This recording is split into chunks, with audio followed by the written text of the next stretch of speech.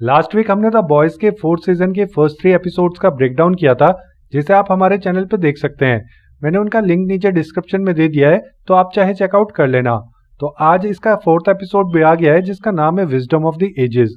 आज हम the boys के सीजन 4 के 4th एपिसोड का ब्रेकडाउन करेंगे, जिसमें Homelander goes back to home, Starlight अपना आपा खो देती है और बिली बुचर के बारे में हमें और भी बहुत कुछ जानने को मिलता है, जो कि बहुत ही इंटरेस्टिंग है। तो इस वीडियो को एंड तक जरूर देखना। और द बॉयज के अपकमिंग एपिसोड्स का भी ब्रेकडाउन देखने के लिए आप हमारे चैनल एकदम फिल्मी को सब्सक्राइब कर दीजिए और साथ में नोटिफिकेशन बेल भी दबा देना, ताकि पॉप कल्चर से रिलेटेड कोई भी वीडियो आप मिस ना करें। तो बिना कोई समय गवाए चलिए ब्रेकडाउन शुरू करते हैं। यह एपिसोड शुरू होता है होमलैंडर के वापस उसी फैसिलिटी में जाने से जहां पर उस पर एक्सपेरिमेंट्स किए जाते थे 1986 में, जब वो 15 साल का था। वहां पे होमलैंडर को कुछ नए और कुछ पुराने चेहरे देखने को मिलते हैं, जैसे कि फ्रैंक और मार्टी। होमलैंडर मार्टी से पूछता है कि अरे बारबरा कहाँ है, तो वो कहता है कि बारबरा तो अभी यहाँ नहीं है, वो ऑफ साइड है। तो होमलैंडर उसको बोलता है कि अरे उसे भी बुलाओ जरा, हमारा रीयूनियन है, उसको भी तो होना चाहिए यहाँ पे। होमलैंडर सबके लिए केक लेकर आया होता है, पर सबको पता है कि होमलैंडर कैसा है, तो अभी सब डरे हुए हैं।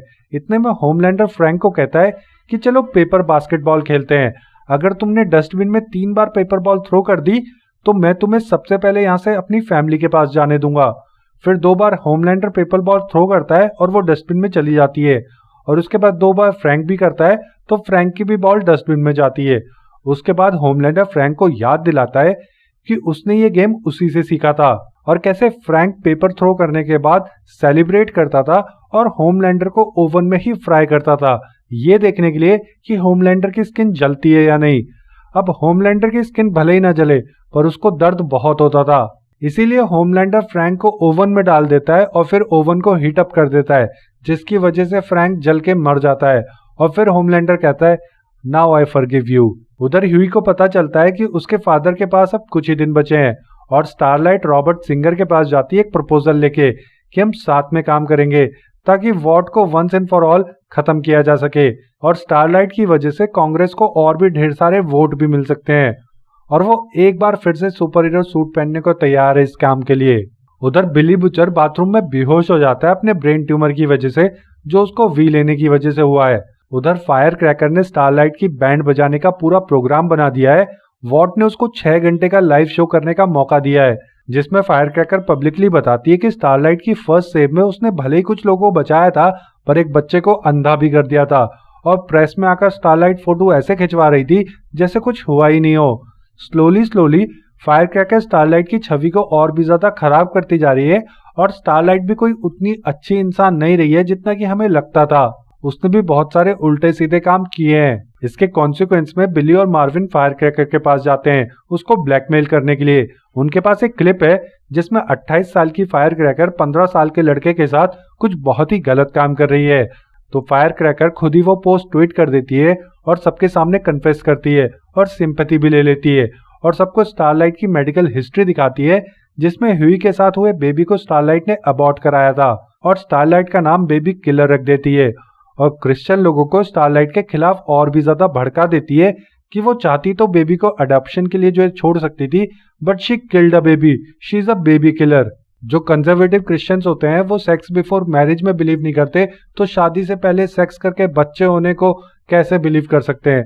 तो वो उस चीज से और भी ज्यादा भड़क जाते हैं कि एक तो इसने शादी से पहले सेक्स कर लिया, बच्चा हो गया, और उस बच्चे को जो है इन लोगों ने गिरा भी दिया, तो उनके उसमें ये चीज को बहुत गलत माना जाता है, जिसकी वजह से जो कंजर्वेटिव क्रिश्चियंस है वो स्टारलाइट के खिलाफ हो जाते हैं। इस बात से भड़की starlight on camera fire cracker को मार मार के उसके मुंह से सारा पान निकाल देती है, जिसके कॉन्सिक्वेंस में स्टारलाइट की डील रॉबर्ट सिंगर से भी टूट जाती है, क्योंकि she has lost so many votes because of this अगली इंसिडेंट, और रॉबर्ट सिंगर को उससे कोई कांटेक्ट नहीं रखना। उधर ह्यूई ए ट्रेन को होमलैंडर के घर से वी लाने के लिए बोलता है, क्योंकि वी के थ्रू ही वो अपने फादर को बचा सकता है। लेकिन उसी वक्त तला के लोग ह्यूई और क्यूमिको पे हमला कर देते हैं, जिसमें ह्यूई जख्मी हो जाता है और एक आदमी को बहुत ही बेरहमी से मार देता है। तला हर एपिसोड में एक स्ट्रीट डॉग की तरह भौंकते हुए आ जाती है और 2 लात खाने पे काय काय करते हुए वहां से चली जाती है, और इस एपिसोड में भी कुछ ऐसा ही हुआ। उधर फ्रैंक के बाद होमलैंडर मार्टी को पकड़ता है और उसको याद दिलाता है कि मार्टी ने उसका नाम स्कॉटी रखा था। As we all know, we boys need to shake our meat तो होमलैंडर भी तो एक मर्द ही है ना, अब हिलाना तो उसको भी पड़ेगा। अब दिन भर तो सब साइंटिस्ट उस पर नजर रखते थे, पर रात को जब मार्टी थोड़ी देर के लिए इधर उधर जाता था तभी होमलैंडर अपना हिला लेता था। पर एक दिन उसको हिलाते हिलाते बहुत ज्यादा देर हो जाती है और मार्टी उसको हिलाते हुए देख लेता है, जिसकी वजह से मार्टी उसका मजाक बना देता है और मजाक मजाक में उसका नाम स्क्वर्टी रख देता है। अब होमलैंडर मार्टी को बोलता है कि चल सबके सामने अपनी पैंट उतार and jerk of, use it और लूज इट। तो जब मार्टी का खड़ा नहीं हो पाता और वो फाइनली हार मान लेता है तो होमलैंडर उसके डिक को लेजर कर देता है। इतने में बारबरा आ जाती है और बारबरा के आने के बाद होमलैंडर मार्टी को जो है वहीं मार देता है।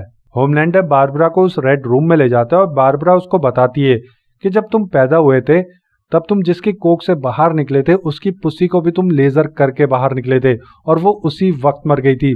उसके बाद तुम हवा में उड़े थे एक मिथ की तरह, और जितने भी वहां डॉक्टर थे नर्सेस थे तुमने उनको भी मार दिया था। और हमें शुरू से ही पता था कि तुम बहुत ही पावरफुल हो, इसलिए हम तुम्हें फिजिकली कंट्रोल नहीं कर सकते, तो हमने साइकोलॉजिकली तुम्हें कंट्रोल करने का प्लान बनाया और जो तुम्हारी नीड है लव और अटेंशन को लेके उसी का हमने यूज किया तुम्हें कंट्रोल करने के लिए। और वो नीड तुम्हारी इतनी ज्यादा है कि चाहे तुम मुझे मार भी दो और हम सारे स्टाफ मेंबर्स को भी मार दोगे तो भी कोई फर्क नहीं पड़ेगा। और इस बात से भड़कते हुए होमलैंडर उसको भी मार देता है, बारबरा को, और बारबरा के साथ जितने भी स्टाफ मेंबर्स थे उन सबको भी मार देता है एंड ही लीव्स। और उधर बिली बुचर ने फायर क्रैकर की वैनिटी वैन की चाबी चुरा ली है और फ्रेंची को उस वैनिटी वैन में भेजता है, जहाँ पे फ्रेंची को जो है इजिकल देख लेता है। अरे सस्ता रीड रिचर्ड्स, वो फ्रेंची के ऊपर हमला कर देता है और तभी बिली बुचर वहां पे आ जाता है और अचानक से हमारी स्क्रीन पे पूरा सब कुछ ब्लैक हो जाता है। और उसके बाद हम देखते हैं कि जो पूरी वैनिटी वैन है वो खून से लथपथ है और इजिकल मर चुका है, जिसका मतलब है बिली बुचर ने इजिकल को बेरहमी से मार दिया, एक सुपर हीरो को मार दिया। अब ये जो सवाल आपके दिमाग में उठ रहा है कि बिली बुचर तो एक इंसान है, फिर वो सुपर हीरो को ऐसे कैसे मार सकता है, तो उसका जवाब भी हमें इस एपिसोड के एंड में मिल जाता है, जो मैं आपको अभी बताने वाला हूँ। उधर ए ट्रेन ह्यूई को वी लाके देता है, जिसके बाद फाइनली ह्यूई फॉरगिव्स ए ट्रेन, क्योंकि अब ए ट्रेन की वजह से ही ह्यूई अपने फादर को वी दे पाएगा और उनकी जान बचा पाएगा। तभी बिली वहां पे पहुंच जाता है और ह्यूई को बोलता है कि वी से काम और भी ज्यादा खराब हो जाएगा, it will be verse for your dad. और बिली कहता है कि फ्रेंची से थोड़ा वी चुरा के मैंने भी लिया था and now nothing is working and it's getting worse day by day, जिससे हमें पता चलता है कि बिली के शरीर में वो जो लिजर्ड जैसा घूमता रहता है उसी से बिली को पावर मिलती है, जिसकी हेल्प से वो इजिकल को मार पाया। It's just Billy don't know about that he has some powers. फिर ह्यूई हॉस्पिटल पहुंचता है एंड ही डिसाइड्स कि वो अपने फादर को वी नहीं देगा। देन वी रियलाइज कि ह्यूई के फादर को पहले ही ह्यूई की माँ वी दे चुकी है। उधर सिस्टर सेज से हमें पता चलता है कि उसके ब्रेन के पास रीजेनरेट होने की पावर है।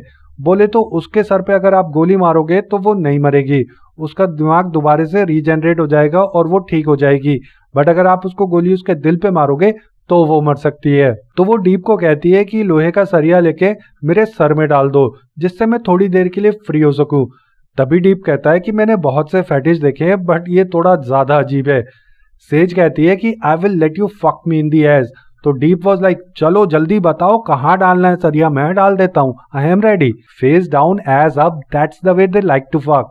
ब्रेन के अंदर लोहा डालने वाला सीन थोड़ा ज्यादा ही ग्रूसम है, पर हाँ इससे ये चीज क्लियर हो जाती है कि लास्ट 3 एपिसोड में जो हम डीप और उसके बीच में सेक्स होते हुए देखते हैं वो इसीलिए होता है क्योंकि उस वक्त उसने अपने ब्रेन में सरिया डाला होता है और उसका ब्रेन रीजेनरेट होता है, तो उसका दिमाग ज्यादा एक्स्ट्रा काम नहीं करता है, तो वो अपने आप को इंजॉय कर सकती है। और यहाँ पे भी वो वही कर रही है और उसके बाद डीप और उसके बीच में अच्छा खासा हैंकी पैंकी होता है। उधर फ्रेंची भी अपने बॉयफ्रेंड को बता देता है कि उसके पेरेंट्स को फ्रेंची नहीं मारा है, जिसकी वजह से जो है उसका बॉयफ्रेंड फ्रेंची पे नाराज होकर वहां से चले जाता है, उसको 2 मुक्के मार के जाता है, जो कि जायज भी है। और इसी के साथ ये एपिसोड समाप्त हो जाता है। वैसे ये जो एपिसोड है ये उतना दमदार तो नहीं था जितने कि फर्स्ट 3 एपिसोड्स थे, बट ये है कि हाँ हर एपिसोड एक जैसा नहीं होता है, कुछ अच्छे होते हैं कुछ थोड़े कम अच्छे होते हैं। अच्छा था, मजा आया, बट उतना भी बढ़िया नहीं था। और हाँ इस एपिसोड में मुझे एक चीज फील हुई कि कुछ चीजें शायद से सेंसर की गई है, जैसे कि फर्स्ट 3 एपिसोड्स में भी 2 सीन को सेंसर किया गया था, तो ये चीज मुझे यहाँ पे भी फील हुई, जो कि मुझे बाद में पता चली थी, बट इस बार मुझे फील हो रही है। अभी कंफर्म तो मैं नहीं कह सकता क्योंकि मैंने ये शो अभी Amazon प्राइम पे देखा है। तो वीडियो पसंद आई हो तो वीडियो को लाइक कर देना, और द बॉयज के अपकमिंग एपिसोड्स का जो है ब्रेकडाउन देखने के लिए आप हमारे चैनल एकदम फिल्मी को सब्सक्राइब कर दीजिए।